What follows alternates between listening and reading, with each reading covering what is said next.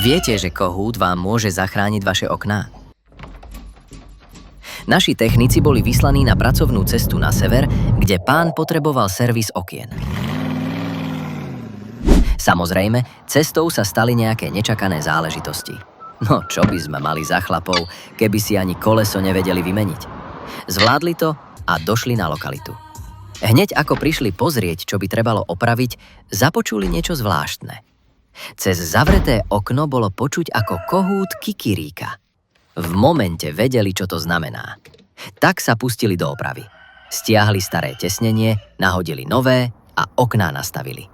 Servis bol hotový a pán veľmi spokojný. Kto má podobné problémy s oknami, napíšte nám správu a pomôžeme vám. No a samozrejme, čo by to bol za výlet, keby sme si nedopriali zajesť našu tradičnú slovenskú kuchyňu na kolibe.